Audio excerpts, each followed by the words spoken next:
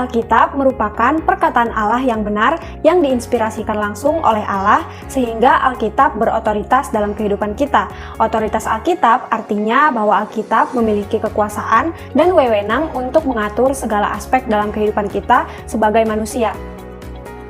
Nah, teman-teman tahu tidak mengapa kita harus mempercayai Alkitab sebagai pemegang otoritas tertinggi di dalam hidup kita? Yang pertama, karena Alkitab adalah firman Allah yang diinspirasikan dan dinafaskan langsung oleh Allah kepada manusia sebagai penulisnya. Hal ini dapat kita lihat dari beberapa ucapan para nabi yang terdapat di dalam Alkitab, salah satunya pada kitab Yesaya 8 ayat 11.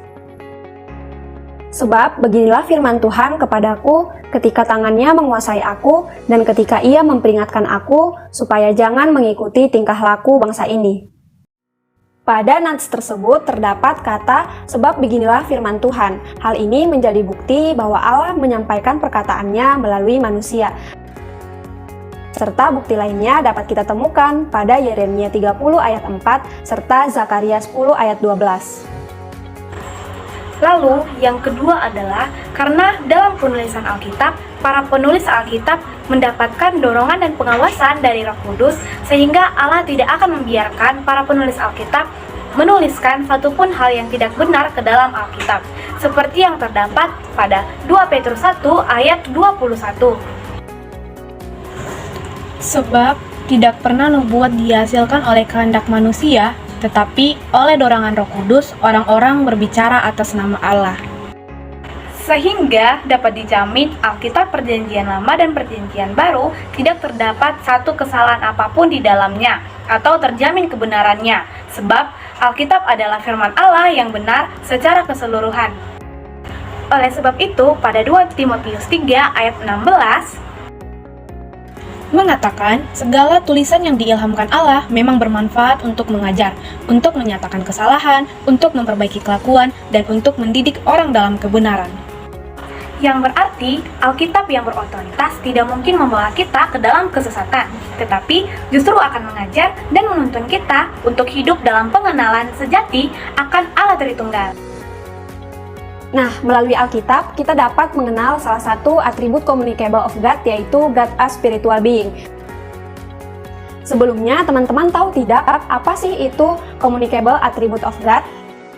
Artinya adalah atribut yang dikomunikasikan ataupun yang dibagikan oleh Allah kepada manusia secara terbatas dan tidak sempurna. Lalu, bagaimana dengan arti God as spiritual being? Artinya adalah bahwa Allah itu adalah roh. Artinya keberadaan Allah tidak terbentuk dari materi apapun, berbeda dengan manusia yang terbentuk dari daging dan roh. Dalam Yohanes 4 ayat 24 dikatakan, Allah adalah roh. Barang siapa yang ingin menyembah dia, haruslah menyembahnya di dalam roh dan kebenaran. Nah, dari nats tersebut, Bapak Wayne Grudem melalui bukunya yang berjudul Systematic Theology menyimpulkan bahwa keberadaan Allah tidak terdiri dari materi apapun atau Allah itu adalah roh yang berbeda dengan manusia yang terdiri dari daging dan roh. Karena Allah adalah roh, sehingga manusia tidak dapat melihat Allah dan memahami Allah melalui panca indera. Hal ini sesuai dengan yang tertulis di dalam Yohanes 1 ayat 18. Tidak seorang pun dapat melihat Allah, tetapi anak tunggal Allah yang ada di pangkuannya, dialah yang menyatakannya. Bukti dalam Alkitab yang menyatakan keberadaan Allah adalah roh dapat juga kita lihat pada 1 Korintus 14 ayat 14 dan Filipi 3 ayat 3. Allah adalah roh dapat dimasukkan sebagai atribut yang dikomunikasikan kepada manusia karena Allah juga memberikan rohnya kepada manusia sebagai modal manusia dapat mengenal Allah. Seperti yang dikatakan di dalam Alkitab, yaitu 1 Korintus 6 ayat 17, tetapi siapa yang mengikat dirinya pada Tuhan menjadi satu roh dengan dia. Artinya, kita disatukan oleh Allah melalui roh. Roh yang Allah berikan kepada manusia bersifat kekal. Sekalipun sudah mati dan dikuburkan, roh tersebut akan kembali langsung menghadap Allah seperti yang tertulis dalam Kitab Pengkhotbah 12 ayat 7. Dan debu kembali menjadi tanah seperti semula, dan roh kembali kepada Allah yang mengaruniakannya. Selain itu juga terdapat pada Lukas 23 ayat 46 dan Ibrani 12 ayat 23. Terima kasih, Tuhan Yesus memberkati.